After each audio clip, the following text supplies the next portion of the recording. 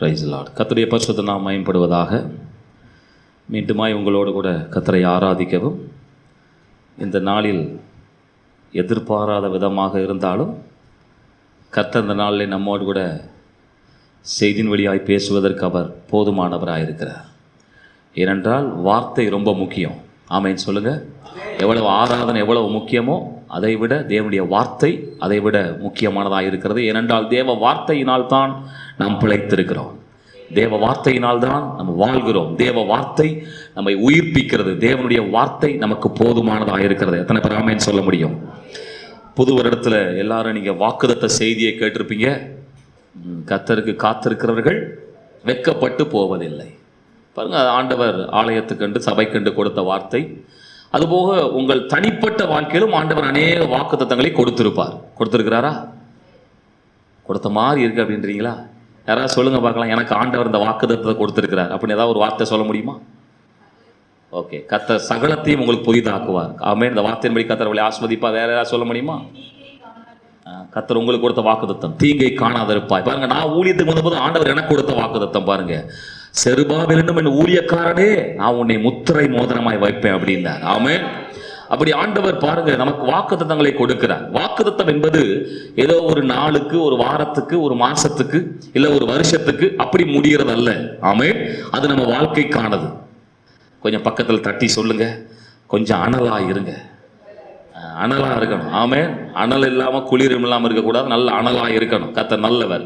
இந்த நாளிலும் கர்த்தருடைய வார்த்தையை, உங்க வாக்குத்தத்தத்தை நினைத்துக் கொள்ளுங்கள். அதை ஒட்டிய ஒரு செய்தியை நான் உங்களுக்கு தர விரும்புகிறேன். ஆவியானவர் தர விரும்புகிறார். நிச்சயம் என்னோடு கூட இருந்து ஆவியானவர் பேசுவார். ஒரு வசனத்தை படிப்போம். ஏசாயா 43ஆம் அதிகாரம் 18-19 வசனத்தை நல்ல சத்தம் உயர்த்தி ஒருத்தர் படிக்கிறீங்களா? ஏசாயா நம்ம தெரிஞ்ச வசனம் தான். ஏசாயா 43ஆம் அதிகாரம் 18-19. முந்தினவைகளை நினைக்க வேண்டாம், பூர்வமானவைகளை சிந்திக்க வேண்டாம்.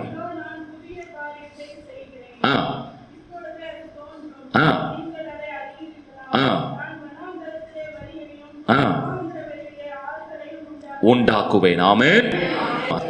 ஆண்டவர் சொல்றாரு பாருங்க, இதோ நான் புதிய காரியத்தை செய்ய போகிறேன்.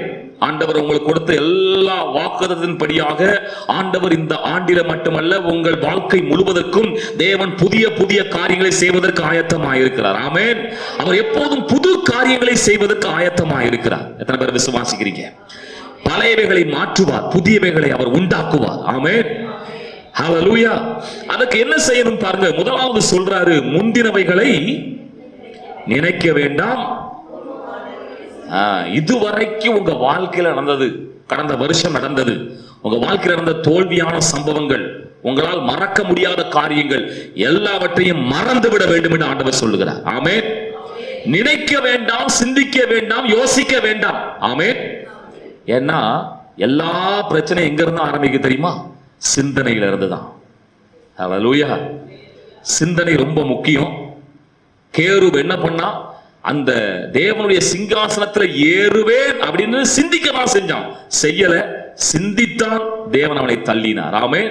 நீங்க படிக்கலாம், ஆதியாகமத்துல படிக்கலாம். முதல் பாவம் எங்கே தோன்றியது பாருங்க. ஆதியாகமம் 6. தேவன் உலகத்தை அழித்த பொழுது அங்கே வந்ததான பாவத்தினுடைய இது எங்க இருந்துச்சு பாருங்க. ஆதியாகமம் 6:5-6 வசனத்தை படித்தால், மனுஷனுடைய அக்கிரமம் பூமியிலே பெருகினது, அவன் இருதயத்தின் நினைவுகளின் தோற்றமெல்லாம் நித்தமும் பொல்லாதது. ஆமென். ஆண்டவர் சிந்தைகளை பார்க்கிறார். ஆமென். நம் நினைவுகளை அறிகிறார், நம் யோசனைகளை அவர் பார்க்கிறார். எத்தனை பேர் ஆமென் சொல்ல முடியும்? சயின்டிஸ்ட் சொல்றாங்க, ஒரு நாளைக்கு 6000 இருந்து 7000 சிந்தனைகள் இந்த மூளையில தோன்றுதான். எத்தனை திங்கிங் வருது ஒரு நாளைக்கு? 6000.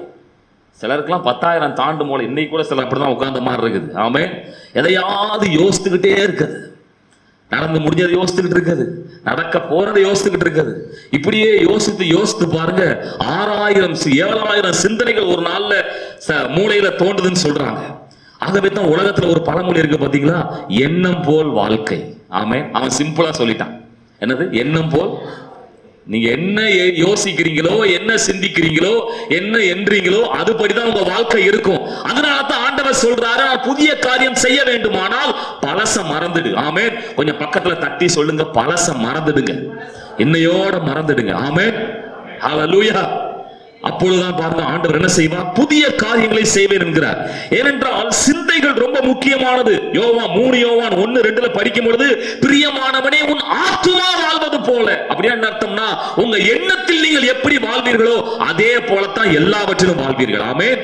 ஆத்துமா, அந்த எண்ணம் என்பது ஆத்துமா சம்பந்தப்பட்டது. ஆகவே தான் அங்க சொல்றாரு, பிரியமானவனே உன் ஆத்துமா வாழ்வது போல நீ எல்லாவற்றிலும் வாழ முடியும்ன்ற. எத்தனை பேருக்கு புரியுது? ஆமென். ஆகவே தான் சிந்தனை எப்படி இருக்கணும், அதுக்கு ஒரு ஃபில்டர் கொடுக்கிறார் பாருங்க. பவுல் எடுத்து படிங்க, பிலிப்பியர் 4:8 படித்தா, இந்த ஃபில்டர் மூலமா உங்க சிந்தனையை நீங்க ஃபில்டர் பண்ணீங்கன்னா, அதுக்கு அந்த ஃபில்டர் வழியா வெளியே வந்துச்சுன்னா அது கரெக்டான சிந்தனை. அந்த ஃபில்டர்ல இந்த சிந்தனை தங்கிடுச்சுன்னா அது சரியான சிந்தனை இல்லை. படிங்க, என்ன சிந்தனை பாருங்க. பிலிப்பியர் 4:8. கடைசியாக சகோதரரே,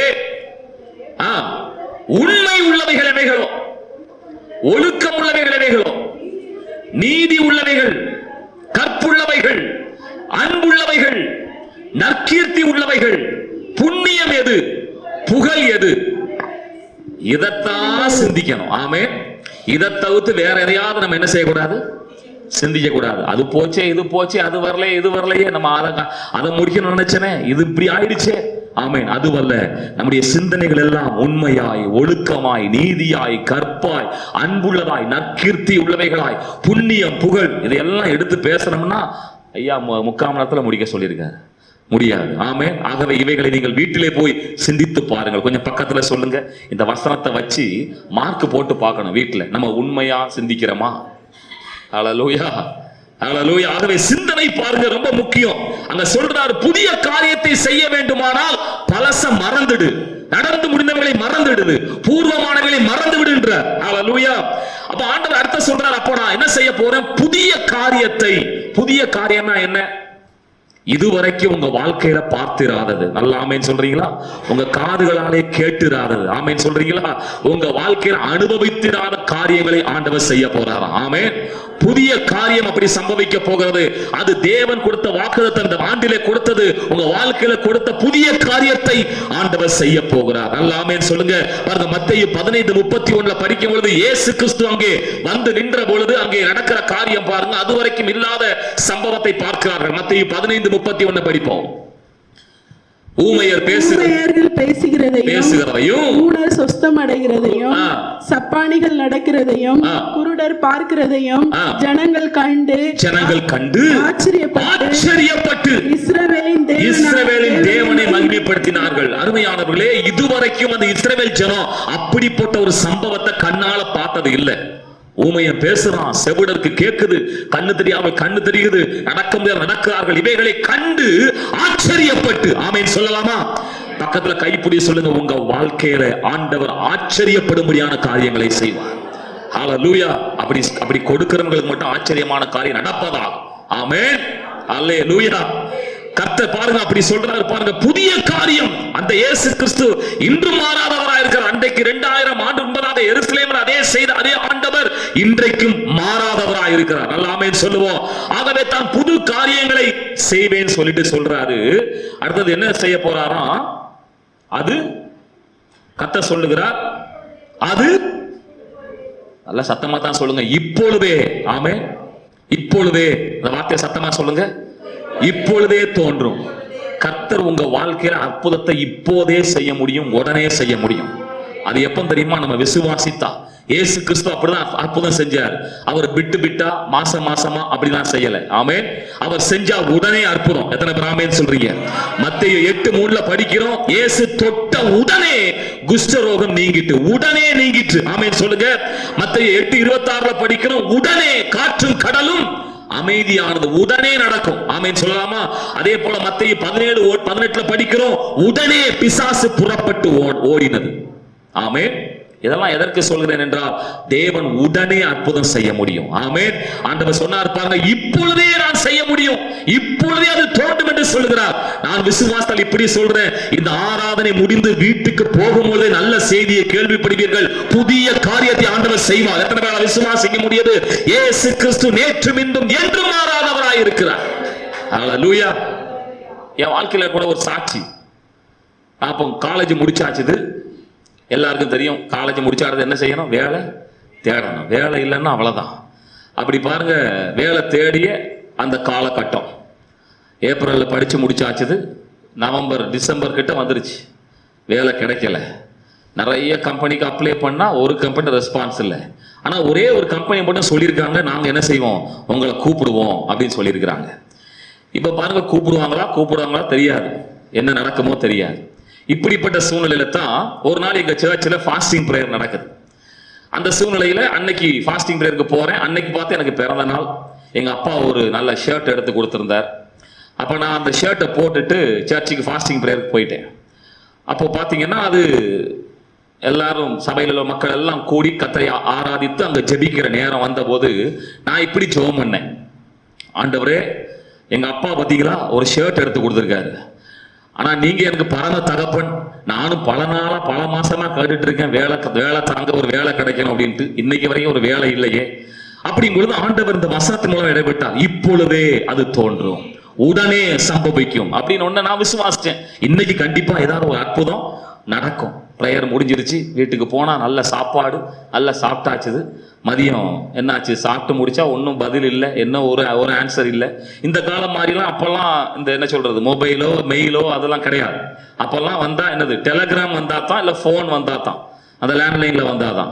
அப்போ எதிர்பார்த்துக்கிட்டே இருக்கிறேன். மதியம் ஆச்சுது, மதியம் சாப்பாடு சாப்பிட்டு முடிச்சு தூங்கி ஆச்சுது. வருமானு பார்த்தா வரலை. சாயந்தரமாச்சு, டீயும் குடிச்சாச்சு, ஒன்றும் வரலை. சரி, இன்னைக்கு வருமா வராதா, ஆண்டவர் சொல்லியிருக்காரு இன்னைக்கே நடக்கும்னு இருக்காரு. நானும் விசுவாசத்தோடு கூட அப்படியே ஸ்தோத்திரம் பண்ணி ஜெபிச்சுக்கிட்டே இருக்கிறோம். பாருங்க, 7 மணி ஆச்சு, 8 மணி ஆச்சு, நைட்டு டிஃபனும் முடிஞ்சிருச்சு. இப்போ அடுத்து என்ன செய்யணும், தூங்க தான் செய்யணும். இன்னைக்கு நடக்குமா அப்படின்னு சொல்லி யோசித்து கொண்டே இருக்கும் பொழுது 9 மணிக்கு போஸ்ட்மேன் டெலகிராமோட வர்றார்.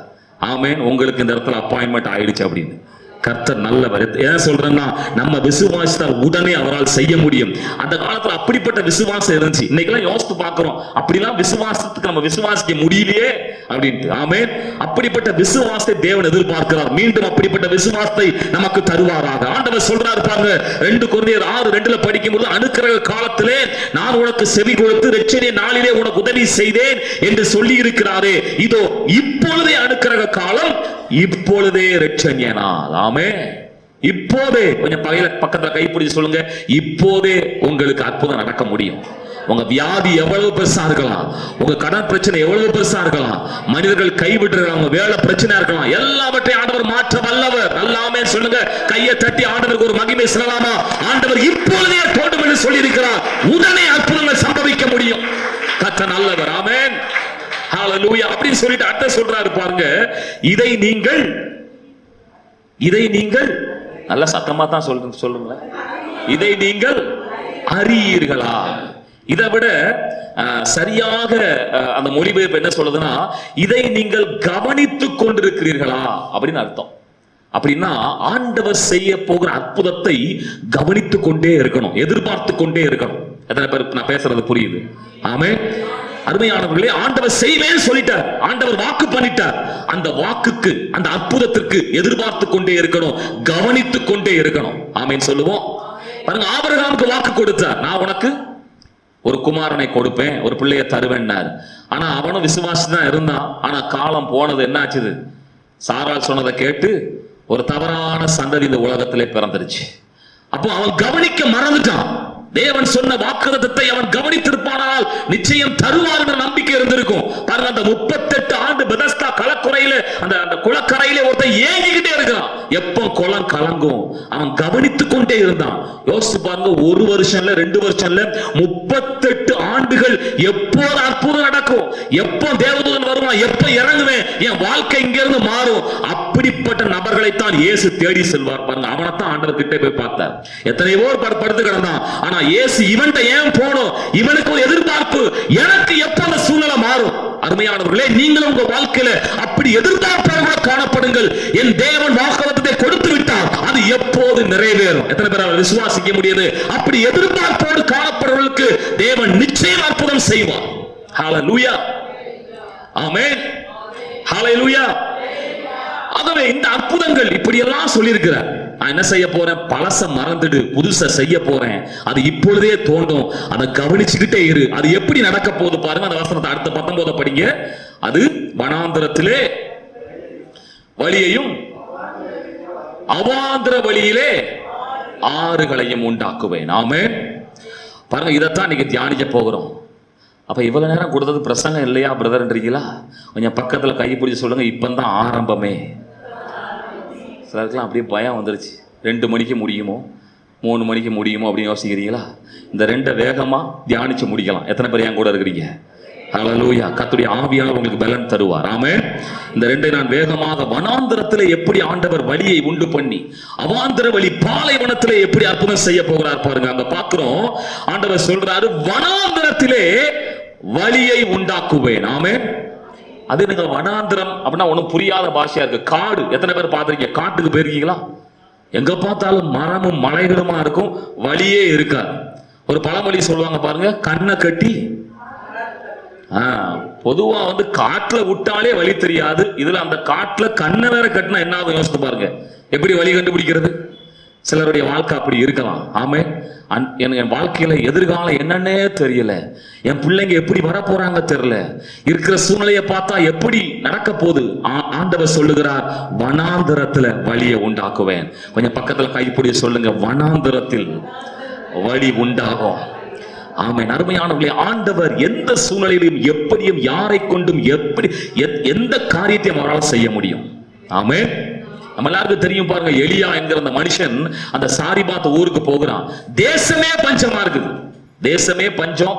கொஞ்சோண்டு மாவு கொஞ்சோண்டு எண்ணெய், இதுல அதை சாப்பிட்டுட்டு சாகலான்னு என்ன செய்யறது, அடக்க ஆராதனைக்கு ரெடியா இருந்த அந்த மக்களை நோக்கி யார் போறாரு? எலியா போறாரு. எலியா சொல்றாரு, அந்த அடைய ஏன்ட்ட கொடுன்றார். இவர் அடக்க ஆராதனையை சீக்கிரம் முடிச்சிருவாரு போல நினைச்சிருக்கலாம். ஆனா அந்த அம்மா பாருங்க, விசுவாசத்தோடு நிச்சயம் நடக்கும், இவர் தேவனுடைய மனுஷன், சொன்ன வார்த்தையின்படி கொண்டு போய் கொடுத்தா பாருங்க, வசனம் சொல்லுது, பஞ்ச காலம் முடியும் மட்டும் மா குறையில என்ன செலவழிந்து போகல. அருமையானவர்களே, உலகமே பஞ்சமா இருக்கலாம், தேசமே பஞ்சமா இருக்கலாம், எல்லாம் எதிர்மறையா நடக்கலாம். உங்க கூட இருக்கிறவங்க, உங்க சொந்தக்காரங்க, தேசத்தில் இருக்கிற சூழ்நிலை எல்லாம் எதிர்மறையா இருக்கலாம். ஆனாலும் நம்முடைய ஆண்டவர் தம்முடைய ஜனங்களை வனாந்திரத்தில் வழியை உண்டாக்குவது போல நடத்துவார். எத்தனை பேரால விசுவாசிக்க முடியாது? நல்ல கையை தட்டி ஆண்டவர் சொன்னார் பாருங்க, கலசத்திலே எண்ணெய் குறைந்து போவதில்லை. ஆமென். சட்டியிலே அங்கே மா குறைந்து போவதில்லை. உங்க வாழ்க்கையிலே வனாந்தரத்திலே அவர் வழியை உண்டு பண்ணுவார். நல்ல ஆமென் சொல்லுவோம். ஹல்லேலூயா. லூக்கா 9ல படிச்சு பார்த்தா அங்க 5000 பேர் இருக்கிறாங்க. இருந்த இடம் என்னது? வனாந்தரம். ஆமென். காட்டு பகுதியில ஆண்டவர் பிரசங்கம் பண்றார். ஆமென். நல்ல உங்களுக்கு நல்ல ஒரு சர்ச்சை கொடுத்து ஃபேனை போட்டு 9 மணிக்கு ஆராதனையா பாஸ்டர்? 8:30க்கு ஆராதனை, வாங்க 8:30க்கு வாங்க அப்படின்னா சிலர் எல்லாம் 9 ஆகுது 10 ஆகுது. ஆமென். யோசித்து பாருங்க, வனாந்தரத்துல 3 நாட்கள் சாப்பிடாம இயேசுவின் வார்த்தையை கேட்டுக்கொண்டே இருந்தார்கள். ஆமென். யோசித்து பாருங்க, 3 நாள் சாப்பிடாம இங்க உட்காருவீங்களா? 3 மணி நேரம் உட்கார முடியாது. ஹல்லேலூயா. ஆனா ஆண்டவர் அப்படிப்பட்ட தாகமுள்ள ஜனங்களை திருப்திப்படுத்தி அனுப்புவார். ஆமென். நீங்களும் அப்படி வரணும். பாருங்க, நான் அந்த அனுபவத்தை சொல்லுகிறேன். ஆரம்ப நாட்கள்ல ரட்சிக்கப்பட்ட நாட்கள் எல்லாம் நான் சொல்ல முடியும். ஆராதனைக்கு போறதுக்கு எங்க சர்ச்சில் 6 மணிக்கு ஆராதனைன்னா, நான் எந்த சர்வீஸ் போனாலும், எங்க சர்ச்சில் 2-3 சர்வீஸ் நடக்கும். எந்த சர்வீஸ் போனாலும் அந்த ஆராதனைக்கு 15 நிமிஷத்துக்கு முன்பதாய் போய் உட்கார்ந்து அந்நிய பாஷையில் ஜெபிக்கிற வழக்கம் இருந்தது. ஆமென். அப்பந்தான் எனக்கு அந்த ஆராதிச்ச மாதிரி இருக்கும். ஆமென். முன்பதா போய் உட்கார்ந்து நல்லா ஜெபிச்சு ஆவியில நிறைந்து இருக்கும் பொழுது பாருங்க, ஆவியானவர் பலமா இடைப்படுவார் ஆராதனையில. ஹல்லேலூயா. அந்த அனுபவங்கள் உங்களுக்கும் வருவதாக. ஆமென். நல்ல அனுபவங்களை சொல்லி கொடுக்கிறோம். உங்க வாழ்க்கையில அப்படி தேவ சமூகத்துல வாஞ்சையாய் காணப்படுங்க. அதுதான் பாருங்க, சங்கீதக்காரன் சொல்றான், மான்கள் நீரோடே வாஞ்சிப்பது போல. அவனுக்கு வேலை வெட்டி இல்லாம இருந்திருக்கும், அவன் ராஜாங்க, அவனுக்கு எவ்வளவு வேலை இருந்திருக்கும், தேசத்தை பார்க்கணும், குடும்பத்தை பார்க்கணும், ராணுவத்தை பார்க்கணும், எவ்வளவு வேலை இருந்திருக்கும். ஆனா அவன் ஏக்கமெல்லாம் எங்க இருந்துச்சு தெரியுமா? எப்ப ஆலயத்துக்கு போவேன், எப்ப தேவ சமூகத்திற்கு வருவேன் சொல்லி அப்படிப்பட்ட வாஞ்சை நமக்கு காணப்படும் என்றால் நிச்சயம் ஆண்டவர் வனாந்தரத்திலே. அன்றைக்கு பாருங்க, அந்த மக்கள் என்ன சொல்றாங்க, அந்த பகுதி எடுத்துக்கோங்க. லூக்கா 9ஆம் அதிகாரத்துல படிக்கும் பொழுது அங்கே பார்க்கிறோம், சாயங்காலமாய் இருக்கிற அந்த நேரத்துல வனாந்தரமாய் இருந்த இடத்துல அந்த 5000 பேருக்கு ஆண்டவர் என்ன கொடுத்தார்? 5 அப்பம் 2 மீனை கொடுத்து அவர்களை திருப்தியாய் அனுப்பினார். ஆமென். ஹல்லேலூயா. வனாந்தரத்தில் எப்படி உணவு கிடைக்க முடியும்? எப்படி அங்க அவ்வளவு பேருக்கு சாப்பாடு கொடுக்க முடியும்? நாம் ஆராதிக்கிற ஆண்டவர் வனாந்திரத்துல எதையும் செய்ய முடியும். உங்க வாழ்க்கை வனாந்திரத்தை போல இருக்கலாம். ஆண்டவர் அன்றைக்கு அந்த மக்களுக்கு எப்படி அற்புதம் செய்தார், அந்த வசனத்தை நீங்க படித்து பார்த்தா ரொம்ப சூப்பரா இருக்கும். ஆண்டவர் அவர்களுக்கு வேண்டிய மட்டும் கொடுத்தார். சொல்லுங்க அந்த வார்த்தையை, வேண்டிய மட்டும். ஆமென். கொஞ்சம் பக்கத்துல கைப்படி சொல்லுங்க, உங்களுக்கு என்னெல்லாம் வேணுமோ அவைகளை வேண்டிய மட்டும் கொடுப்பார். ஆமென். ஏன்னா வசனம் சொல்லுது பாருங்க, வேண்டிய மட்டும் கொடுத்தாராம். அடுத்தது ஒரு வார்த்தை சொல்லப்படுது, அவர்கள் திருப்தி அடைய மட்டும் கொடுத்தாராம். ஆமென். அப்படின்னா அர்த்தம் தெரியுமா? போதும் நிப்பாட்டுங்க அப்படின்னு சொல்லணும். ஆமென். எத்தனை பேர் சொல்றீங்க போதும் அப்படின்ட்டு? சொல்றது இல்லை, எவ்வளவு நாளும் கொடுங்க அப்படிங்கிற மாதிரி இருக்கு. ஆமா, மனுஷன் போதும் சொல்றது ஒன்னே ஒண்ணுக்கு தான், சாப்பாட்டுக்கு மட்டும்தான். ஆமா, மத்த எதுக்கு என்ன சொல்றது இல்ல, போதும் சொல்றது இல்லை. ஆனாலும் ஆண்டவர் சொல்றாரு, நீங்கள் திருப்தி அடைய மட்டும் ஆண்டவர் உங்களுக்கு தருவார். ஆமே. அடுத்தது பாருங்க, அங்க சொல்லப்படுது, அவர்கள் சேர்த்து வைக்க மட்டும். ஆமே, சேர்த்து வைக்க மட்டும். சில சொல்றீங்க, என்னங்க வர்றது 1ஆம் தேதி வந்தா 10ஆம் தேதிக்கு மேல தாண்ட மாட்டேங்குது அப்படின்னு யோசிக்கிறீங்க. ஆண்டவர் சொல்றாரு, சேர்த்து வைக்க மட்டும் நான் உங்களுக்கு வனாந்தரத்துல வழியை உண்டு பண்ணுவேன். ஆமே. மீதி எடுக்க மட்டும். மீதி எடுத்தாங்களா இல்லையா? 12 கூட நிறைய. ஆமே. யோசித்து பாருங்கப்பா, நம்ம சொல்ல நிறைய அனுபவங்களை சொல்ல முடியும். நம்மளுடைய வேலையா இருக்கலாம், நம்முடைய வியாபாரமா இருக்கலாம், நம்முடைய குடும்பமா இருக்கலாம். நமக்கு மீதி எடுப்பதற்கான வாய்ப்பே இல்லைன்னு சொல்லலாம். ஆனா ஆண்டவர் வனாந்தரத்துல வழியை உண்டு பண்ணால் மீதி எடுக்க முடியாத அற்புதத்தை செய்வார். ஆமென். நல்ல கையை வைத்து சொல்லுங்க, எனக்கு வேண்டிய மட்டும், திருப்தி அடைய மட்டும், மீதம் எடுக்க மட்டும், சேர்த்து வைக்க மட்டும் கர்த்தர் தருவார். நல்ல கையை தட்டி ஆண்டவருக்கு மகிமை செலுத்துவோம்.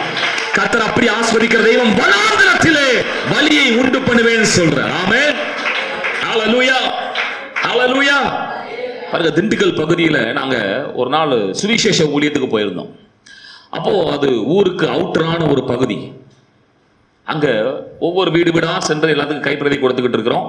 ஒருத்தர் வந்து அங்க மைக்ல பாட்டு பாடி அங்க சுவிசேஷம் சொல்லிக்கிட்டு இருக்கிறார். நாங்கள் டீமா போய் இந்த மாதிரி செய்கிறது வழக்கம். அப்படி நடக்கும் பொழுது நான் ஒரு வீட்டுக்கு தனியாக நான் போய் ஒவ்வொரு வீட்டுக்காக கொடுத்துட்டு இருக்கும் பொழுது ஒரு வீட்டுக்குள்ள உள்ள போனேன். ஒரு வீட்டுக்குள்ள ஒரு ஹஸ்பண்ட் ஒய்ஃப், புதுசா கல்யாணம் முடிஞ்சவங்க 2 பேர் மட்டும் இருக்கிறாங்க. வீட்டுல ஒரு பொருள் கூட இல்லை, 2 பேர் மட்டும் இருக்கிறாங்க. இது என்ன வித்தியாசமா இருக்கு, இந்த வீடு 2 பேர் மட்டும், ஒரு பொருளுமே இல்லை. எங்க திரும்பினாலும் அந்த வீடு வெறும் சும்மா ஒண்ணு இல்லாம இருக்கு, ஒரு கேலண்டர் கூட இல்லை. அப்படி நிலையில அந்த வீட்டை போய் நான் பார்க்கிறேன். அப்போ அவங்களுக்கு நான் அந்த டிராக்ஸை கொடுத்துட்டு, இயேசு உங்களை நேசிக்கிறார், உங்களுக்கு நாங்கள் ஜெபிக்கிறோம் சொல்லும் பொழுது 2 பேரும் தார தாரையா கண்ணீர் வடிக்கிறாங்க. அப்போ என்ன அப்படின்னு கேட்கும் பொழுது அவங்க சொன்ன வார்த்தை, இந்த மாதிரி நாங்கள் லவ் மேரேஜ் பண்ணிக்கிட்டோம், எங்களுக்கு யாருமே இல்லை, 2 வீட்லையும் எங்களை ஒதுக்கிட்டாங்க. ஆனால் நாங்கள் படிச்சிருக்கிறோம், எங்களுக்கு வேலை இல்லை, குழந்தையும் இல்லை, நாங்கள் வந்து தற்கொலை பண்ணிக்கலாம் அப்படின்னு சொல்லி இருக்கிறோம் அப்படிங்கிற நிலையில இருந்தாங்க. ஆனால் நான் என்னுடைய நண்பர்கள் எல்லாத்தையும் கூட்டு வந்துட்டு எல்லாரும் அங்கே அந்த வீட்டில் வச்சு நாங்கள் அவங்களுக்கு நல்ல ஆண்டவரை பற்றி சொல்லி பாருங்க, அப்போ அவங்களுக்காக ஜெபிக்கிறோம். பாருங்க, பக்கா ஒரு இந்து பாரம்பரியத்தை சார்ந்த குடும்பம். இப்போ அந்த மக்களுக்கு அந்த ஹஸ்பண்ட் ஒய்ஃப் 2 பேருக்கு ஆண்டவரை பற்றி சொன்னவொன்னே உங்களுக்கு ஒரு உற்சாகம் வந்துச்சு. அவங்க ஒரு சபையில கனெக்ட் பண்ணி விட்டோம். பாருங்க பாருங்க, அப்படியே கர்த்தர் அவர்களை ஆஸ்வதிக்க ஆரம்பித்தார். பாருங்க, அவங்க ஒய்ஃபுக்கு பாருங்க திண்டுக்கல் கோர்ட்ல வேலை கிடைச்சது. ஆமென். அவருக்கு நல்ல டீச்சரா அவருக்கு வேலை கிடைச்சது. நல்ல படிச்ச பிள்ளைகள் தான். பாருங்க, கர்த்தர் அந்த குடும்பத்தை ஆஸ்வதிக்க ஆரம்பித்தார். பல ஆண்டுகள் குழந்தை இல்ல, கர்த்தர் 2 குழந்தைகளை, ஆண் குழந்தை 1, பெண் குழந்தை 1 கொடுத்தார். இப்ப எல்லாத்துக்கும் மேல எல்லாத்தையும் விட்டுட்டு ஊழியத்துக்கு வந்துட்டாங்க. ஆமென். பாருங்க, வனாந்தரத்திலே அப்படிதான் இருந்தாங்க. ஆண்டவர் வழியை உண்டு பண்ணுகிறவர். அருமையானவர்களே, இந்த நாளிலும் இந்த சத்தத்தை கேட்கிற நீங்கள் யாராக இருக்கலாம், உங்க சூழ்நிலை எனக்கு தெரியாது, ஆனால் ஆண்டவர் அறிகிறார். உங்கள் வனாந்தரத்திலே அவர் வழியை உண்டு பண்ணுவார். திக்கு தெரியல, திசை தெரியல, என்ன செய்ய போற யோசிக்கிறீங்க, எங்க ஆண்டவரால புதிய காரியம் வனாந்தரத்திலே வழியை உண்டு பண்ண முடியும். கையை தட்டி ஆண்டவருக்கு மகிமை செலுத்துவோம். அடுத்தபடியா பாருங்க, பாலைவனத்திலே அவாந்தர வழியிலே ஆறுகள். ஆமென். அவாந்தர வழி அப்படின்னா நமக்கு புரியல. சில தமிழ் வார்த்தை நம்ம பைபிள்ல புரியாத மாதிரி தான் இருக்கு. ரொம்ப ஈஸியா புரியணும்னா பாலைவனத்திலே. ஆமே. எத்தனை பேர் பாலைவனம் பார்த்துருக்கீங்க? பாருங்க, நான் இந்த கல்ஃப்ல ஒர்க் பண்ணதுனால நாங்க அங்கங்க போகும்பொழுது தான் பார்த்தா எங்க திரும்பினாலும் மண்ணா தான் இருக்கும். ஒரு திருமணத்துக்கு ஒரு ஒதுங்குறது கூட ஒரு மரம் இருக்காது. பாருங்க, அங்க கீழே தோண்டுனா பெட்ரோல் கூட வந்தாலும் வருமா தவிர தப்பி தவறி தண்ணி வந்துடாது. அப்படி பாலைவனத்திலே தண்ணீரை உண்டு பண்ணுகிற தெய்வம். ஆமென். ஹல்லேலூயா. பிரியமானவர்களே, நாம் ஆராதிக்கிற தெய்வம் நடக்க முடியாத, சாத்தியம் இல்லாத, முடியாத ஒரு காரியத்தை அற்புதம் செய்வார். ஆமென். பாருங்க, எப்பெல்லாம் என்னால முடியும், என்னால எல்லாம் செய்ய முடியும் சொல்ற அவர்களுக்கு தேவன் ஒருபோதும் ஒரு பக்கத்திலே வரமாட்டார். ஆமென். மோசே பாருங்க, 40 வருஷம் எகிப்துல பெரிய ஆளு நினைச்சான். அங்க ஒருத்தனை கொன்னுட்டு நான் உங்களை காப்பாத்த வந்த ரட்சகரும் தன்னை காண்பிக்க நினைச்சான். 40 வருஷம் தான் சுய முயற்சியில முயன்றான் பாருங்க. அங்க ஆண்டவர் அவனை கொண்டு ஒண்ணுமே செய்யல. அடுத்த 40 வருஷம் பாருங்க வனாந்தரத்துல போயிட்டான். போய் ஆடுகளை மேய்த்துக்கிட்டு இருக்கிறான். இப்ப ஆண்டவர் கூப்பிட்டா பேசவே தெரியாத ஆளா மாறிட்டான். இப்ப சொல்றான், ஆண்டவரே நான் ஒண்ணுமே தெரியாது, இப்படிப்பட்ட ஆள் தாண்டா எனக்கு வேணும். அவனைத்தான் ஆண்டவர் பாருங்க மீண்டுமாய் தலைவனை அனுப்புறான். அடுத்த 40 ஆண்டுகள். எத்தனை பேர் சிலர் யோசிக்கிறீங்க, 80 வயசு ஆயிட்டு. நான் சொல்றேன் 80 தாங்க ஊழியத்துக்கு ஸ்டார்டிங். ஆமே, மோசேக்கு 80ல தான் என்ன செஞ்சார், ஊழியத்தையே கொடுத்து வல்லமையான தலைவனா நிறுத்தினார். கர்த்தர் அப்படி உங்களை மாற்ற வல்லவர். எத்தனை பேரால விசுவாசிக்க முடியுது? ஆண்டவர் பாலைவனத்திலே தண்ணீரை உண்டு பண்ணுகிற தெய்வம். நமக்கு தெரியும், ஆபிரகாம் அந்த ஆகாரை என்ன பண்ணிட்டாரு, அனுப்பிச்சிட்டார், துரத்திட்டார். கட்டிய கணவனே என்ன பண்ணிட்டான், நீ கிளம்புமா அப்படின்ட்டான். முதலாளி அம்மா சொல்லிட்டாங்க, கையில ஒரு தண்ணி பேக கொடுத்து நீயும் பையனும் கிளம்பிடு, இங்க உனக்கு இடம் இல்லை. யோசிச்சு பாருங்க, அவ வாழ்க்கையில என்ன கேள்வியோடு கூட வெளியே ஓடி இருப்பா. அந்த வனாந்தரம் வந்துருச்சு, பாலைவனம் வந்துருச்சு. எங்கேயோ போய் பிழைச்சுக்கலாம் சொல்லி வந்த இடம் பார்த்தா வந்து நின்ன இடம் பாலைவனமா இருக்குது.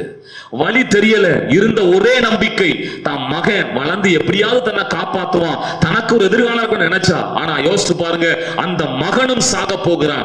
அவனை சூரச் செடிக்கு கீழே போட்டுட்டு அவ அப்படியே அந்த வனாந்தரத்துல பாலைவனத்துல பைத்தியம் பிடித்த மாதிரி அலைந்து கொண்டிருக்கிறாள். இன்னைக்கு சிலர் அப்படி யோசிக்கலாம், என்ன நடக்குன்னே தெரியல, என் வாழ்க்கையில நடந்த சம்பவம் இப்படி நடந்துருச்சு, என்ன செய்ய போறேன்னு தெரியல.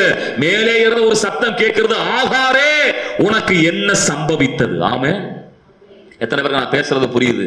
நம்ம தான் நினைச்சுக்கிட்டு இருக்கிறோம் எல்லாம் சம்பவிச்சு முடிஞ்சிருச்சு, இதெல்லாம் நடந்துச்சு, இனிமேல அவ்வளவுதாங்க நினைச்சுக்கிட்டு இருக்கலாம். கடவுள் சிம்பிளா ஒரு கேள்வி கேட்பார், என்னப்பா உனக்கு நடந்துச்சு? இப்படி கேட்டா நமக்கு எப்படி இருக்கும்? ஆனா ஆண்டவர் அப்படித்தான் இருப்பார். ஏன்னா அவருக்கு எதுவுமே ஒரு பெரிய விஷயமே கிடையாது, எல்லாவற்றையும் அவர் மாற்ற முடியும். பாருங்க, அன்னைக்கு அந்த ஆகாருடைய கண்ணத்தான் திறந்தாரு, அங்க அற்புதம் பக்கத்திலேயே காணப்பட்டது. ஆமென். இந்த நாளில திறக்கப்பட வேண்டியது உங்க கண்கள் தான். கொஞ்சம் பக்கத்துல கைப்பிடி சொல்லுங்க. சிலர் எப்பவுமே கண்ணை மூடின மாதிரி இருக்கு. ஆமென். தூங்கிடக்கூடாது. ஆமென். ஹல்லேலூயா. உங்க கண் திறக்கப்படணும். ஆமென். முதல்ல மனக்கண் திறக்கப்படணும். ஹல்லேலூயா. உங்க விசுவாச கண் திறக்கப்படணும். ஆமென். அன்றைக்கு ஆகாரின் கண்ணை திறந்தார், பாலைவனத்திலே அந்த நீரூற்றை கண்டார். ஆமென். பாலைவனத்திலே நம்முடைய ஆண்டவர் அற்புதம் செய்ய முடியும். எத்தனை பேர் நம்ப முடியுது எனக்கு அப்படி செய்வார் சொல்லிட்டு? எத்தனை பேர் விசுவாசிக்கிறீங்க? நல்ல ஆமென் சொல்லுங்க பார்க்கலாம். ஹல்லேலூயா. 2016 வருஷம் இந்தியாவுக்கும் வெஸ்ட் இண்டீஸ்க்கும் 2020 வேர்ல்டு கப் மேட்ச் நடக்குது. எத்தனை பேருக்கு கதை கேட்கறதுக்கு இஷ்டம்? கதையில நடந்த சம்பவம் தான். ஆமே, பாருங்க, கிரிக்கெட் மேட்ச் அப்படின்னா எத்தனை பேருக்கு இஷ்டம்? கிரிக்கெட் மேட்ச் பார்ப்பீங்களா? சரி, பார்க்காட்டாலும் பரவாயில்ல, உங்களுக்கு நான் அந்த சம்பவத்தை சொல்றேன், நீங்க புரிஞ்சுக்கிறது என்றால் அதான் இருக்கும். 2016 வருஷம் பாருங்க, இந்தியா டீம் வந்து அவ்வளவு பலமுள்ள டீம். இந்தியா டீமை யாராலும் ஜெயிக்க முடியாது, ஏன்னா அவ்வளவு பெரிய சூப்பர் ஸ்டார்ஸ் இருக்கிறாங்க. அந்த 2016 ஆண்டிலே செமிஃபைனல்ஸ் நடக்க போகுது. யாருக்குன்னா வெஸ்ட் இண்டீஸ் டீமுக்கும் இந்தியா டீமுக்கும். வெஸ்ட் இண்டீஸ் டீம் ஒரு சாதாரண டீம், அதை ஒரு கணக்கிலே எடுக்கிறது இல்லை அப்படின்னு சொல்லிட்டு தான் எல்லா நியூஸ் சேனல்லையும் பேசுறாங்க. அப்போ அந்த வெஸ்ட் இண்டீஸ் கேப்டன் போய் கேட்கிறாங்க, அவர் பேர் டேரன் சமி. அவர்கிட்ட கேட்கிறாங்க, நீங்க பலமுள்ள இந்தியாவை ஜெயிக்க முடியுமா? என்னங்க, அவங்க எவ்வளவு பெரிய டீம் தெரியுமா, நீங்க அவரை ஜெயிச்சிருவீங்களா அப்படின்னு சொன்னவன் அவர் சொன்னாரு பாருங்க. அவர் சொன்ன வார்த்தை நீங்க நெட்ல போய் அடிச்சு பாருங்க, யூடியூப்ல இருக்குது. அவர் சொன்ன வார்த்தை என்ன தெரியுமா? பைபிள்ல ஒரு கதை இருக்குங்க. கோலியாத்னு ஒருத்தன் இருந்தான், தாவீதுன்னு ஒரு சின்ன பையன் இருந்தான். அவன் விசுவாசத்தினால கோலியாத்தை ஜெயிச்சான். அதே போல இந்தியா டீமை நாங்க ஜெயிப்போம் அப்படின்னா. ஆமென். எல்லாருக்கும் ஒரே ஆச்சரியம், எப்படிங்க அவ்வளவு பெரிய டீமை ஜெயிக்க முடியும்? ஜெயிப்போம் அப்படின்னு சொன்னாரு பாருங்க. அதே மாதிரி செமிஃபைனல்ல இந்தியாவை ஜெயிச்சு வெஸ்ட் இண்டீஸ் ஃபைனலுக்குள்ள வந்துச்சு. அப்ப கேட்டாங்க எல்லாரும் வந்து, எப்படி ஜெயிக்க முடிஞ்சதுங்க அப்படின்னு சொன்னா அவர் சொன்ன வார்த்தை என்ன தெரியுமா? எங்க டீம் கிரிக்கெட் டீம் கிடையாது, பிரேயர் டீம் அப்படின்னாரு. நாங்க இருக்கிற ரெஸ்ட் ரூம்ல பிரேயர் தான் பண்ணுவோம், எங்க கோச் வந்து எங்க கோச் கிடையாது, அவர் எங்க பாஸ்டர் அப்படின்னாரு. நாங்க ஜெபிப்போம், கிரவுண்டுக்குள்ள துதிப்போம் அப்படின்னாரு. நாங்க ஜெயிச்சோம்னாரு. அதே 2016 ஃபைனல்ஸ்ல கப்பையும் ஜெயிச்சாங்க, வேர்ல்டு சாம்பியனா மாறாங்க. எதுக்கு சொல்றேன்னா, நடக்க முடியாத காரியங்களை நம்முடைய ஆண்டவருடைய நாமத்தால ஜெயிக்க முடியும். எத்தனை பேரால நம்ப முடியுது? உங்க வாழ்க்கையிலும் ஆண்டவர் அப்படி பாலைவனத்திலே ஆறுகளை உண்டு பண்ணுவார். நல்ல கையை தட்டி கர்த்தரை மகிமைப்படுத்துங்க. பாருங்க, 2 ராஜாக்கள் 3:17 ஆண்டவர் சொல்றாரு, காற்றையும் காண மாட்டீர்கள், மழையும் காண என்ன நடப்படும்? தண்ணீரால் நிரப்பப்படும். எத்தனை பேர் விசுவாசிக்கிறீங்க? உங்க வாழ்க்கையில சோர்ஸ் இல்லாத இடத்துல தாங்க கர்த்தர் உங்களை ஆசீர்வதிப்பார். நம்ப முடியாத இதுல மேல நடக்கிறதுக்கு ஒண்ணு இல்லை. பாருங்க, நாயில் ஒரு விதவை போய் கொண்டிருக்கிறாள். ஒரே மகன் நம்பிக்கைக்கு இருந்தவன் அவனும் செத்துட்டான். அழுதுகிட்டே பின்னாடி போறான். மரித்தது, முடிந்தது. செத்த சடலத்துக்குள்ளே மீண்டும் ஜீவன் வர முடியாது. இயேசு நின்றார், பாடையை தொட்டார். இயேசு வந்தா எல்லா பாலைவனத்தின் சூழ்நிலைகள் மாறும், அழுகைகள் மாறும். அந்த அழுது கொண்டிருந்த அந்த நாயின் ஒரு விதவினுடைய அழுகையை தீர்த்த தெய்வம் இன்றைக்கு அருமையான தேவ ஜனமே, எபிரேயர் 13:8 சொல்லுது, இயேசு கிறிஸ்து நேற்றும் இன்றும் என்றும் மாறாதவராய் இருக்கிறார். அவர் நிச்சயம் செய்ய வல்லவராய் இருக்கிறார். ஆகவே தேவ சமூகம் எல்லாம் கண்களை மூடி ஜெபிக்கலாமா? எல்லாரும் கண்களை மூடி. இந்த நாளிலே உங்களுக்கு ஆண்டவர் கொடுத்த வார்த்தை, உங்களுக்கு கொடுத்த வாக்குத்தத்தம், அதிலே ஆண்டவர் புது காரியம் செய்ய போகிறார். பழச மறந்துடுங்க. புது காரியங்களை ஆண்டவர் இப்பொழுதே செய்ய முடியும் சொல்றார். முந்தினதை யோசிக்காதீங்க.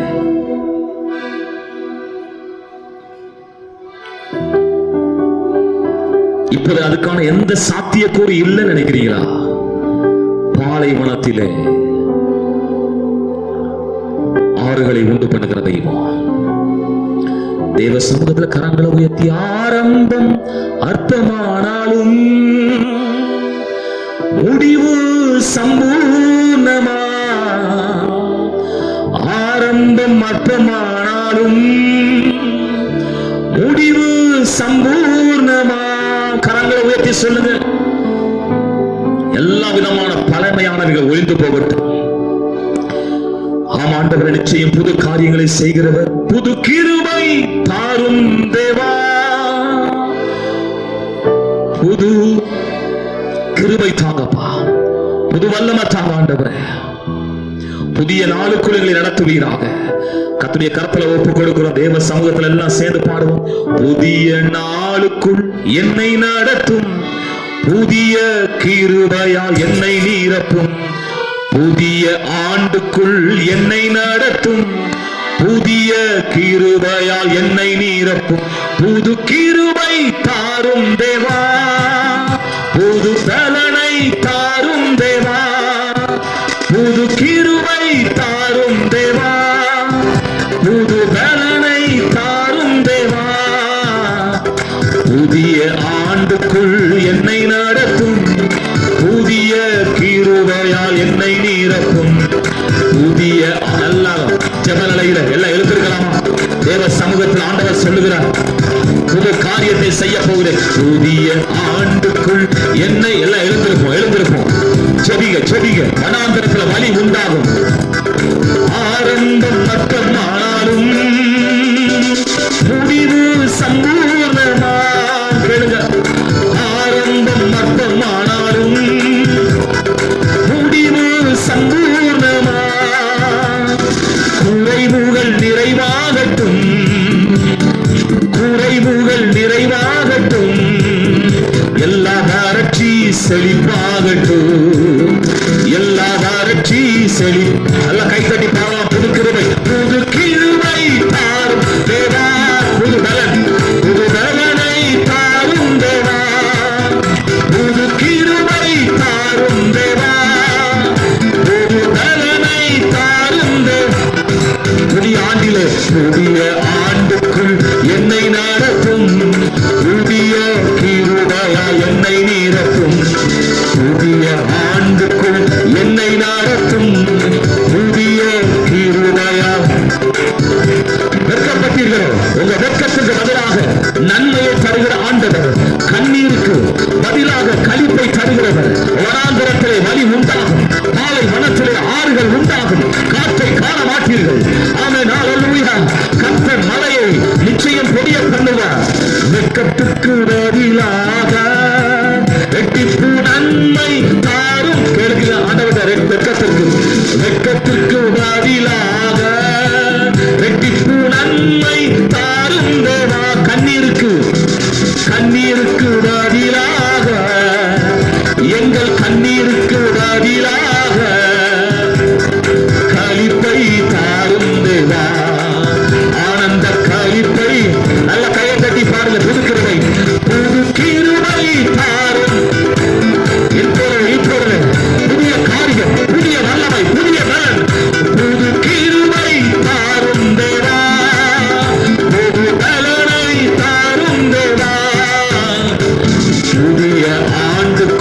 என்னை நடத்தும் புதிய கிருபையால்.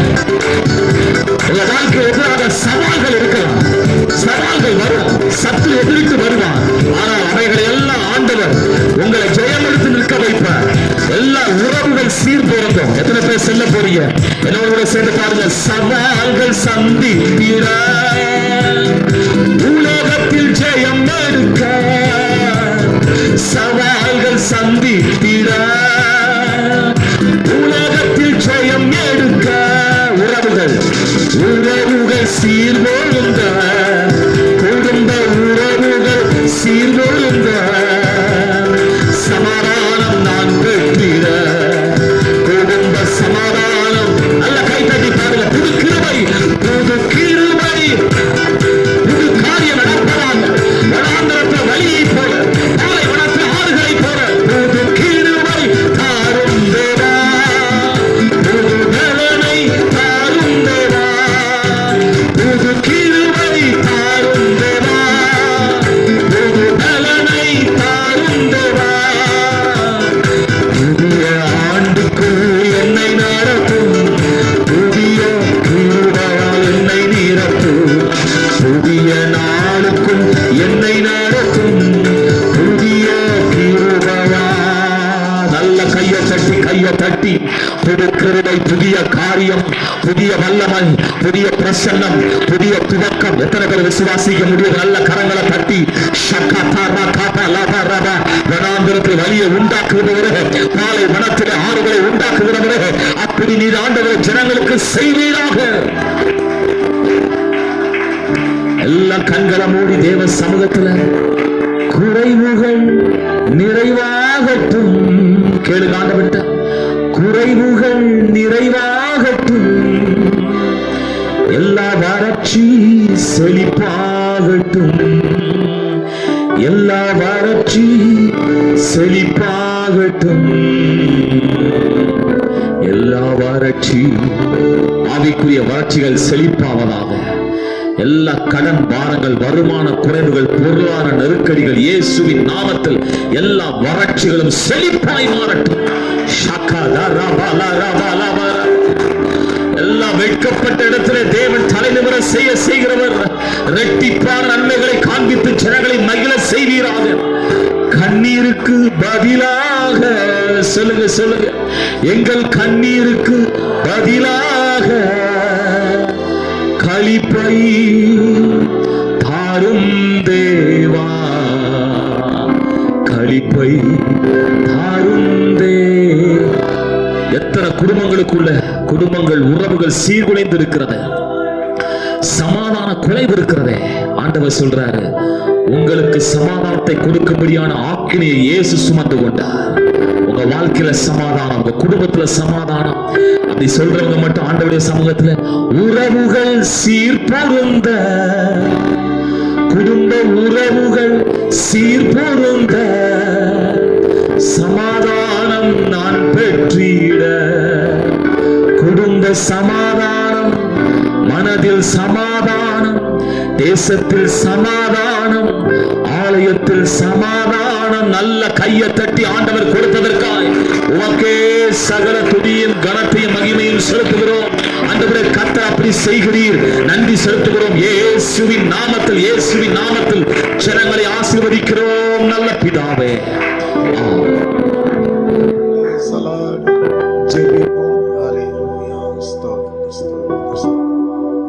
பரிசுத்த இரக்க நிறைந்த ஆண்டவரே, இந்த மனமகிழ்ச்சி நாளுக்காக நன்றி செலுத்துகிறோம்.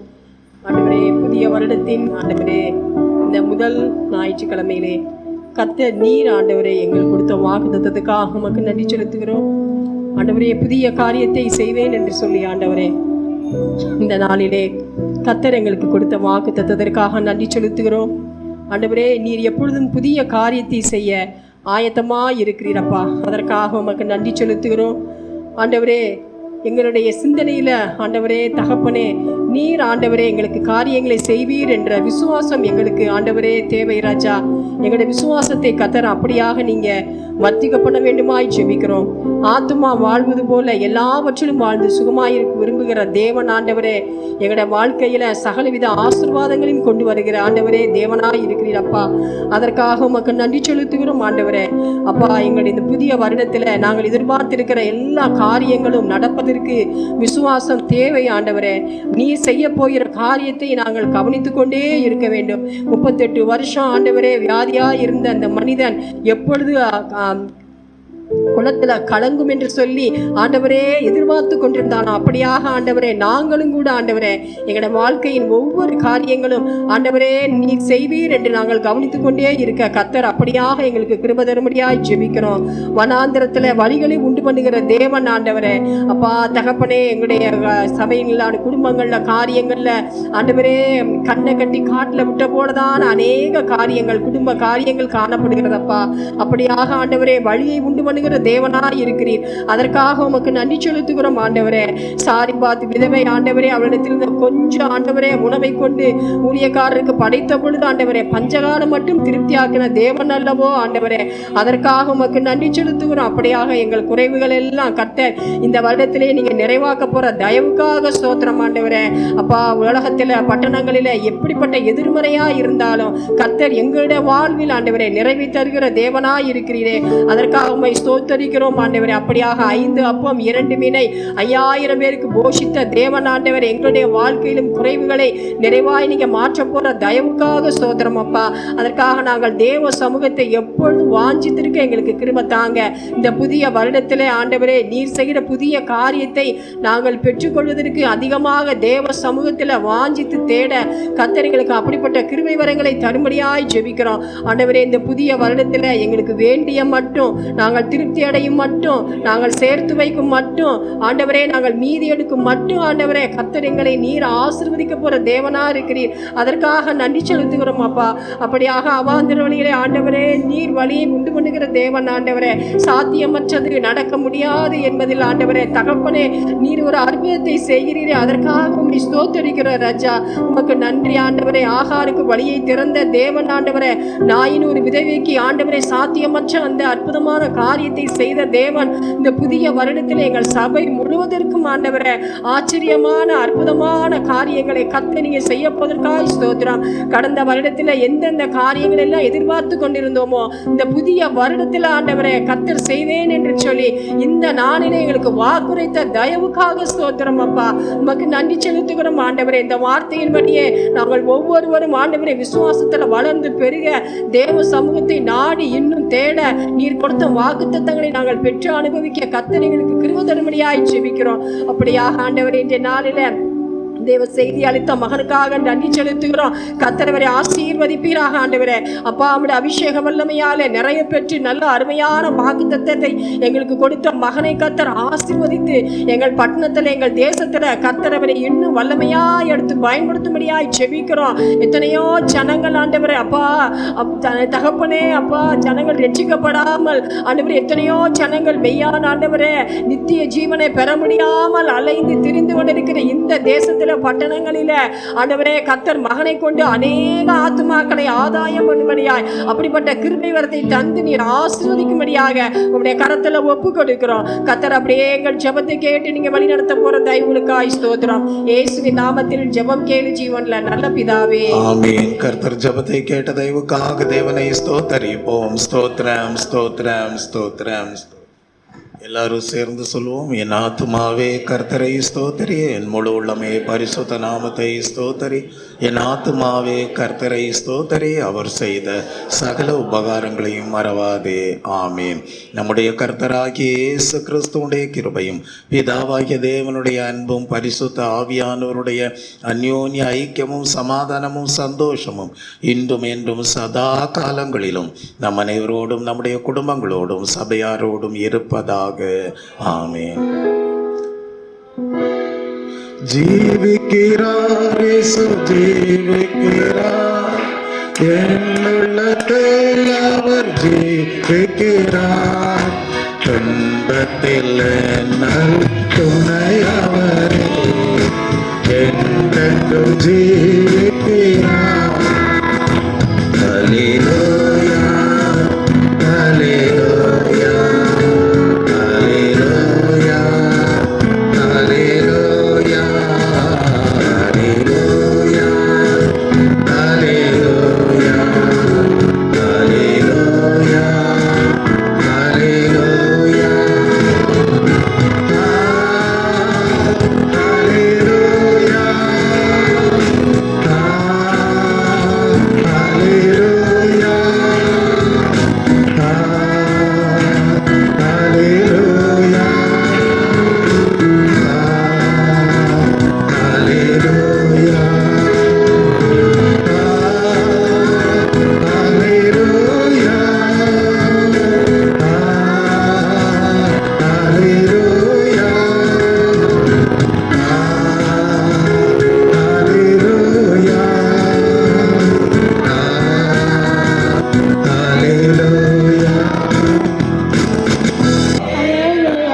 முந்தினவைகளை நினைக்க வேண்டாம், பூர்வமானவைகளை சிந்திக்க வேண்டாம்.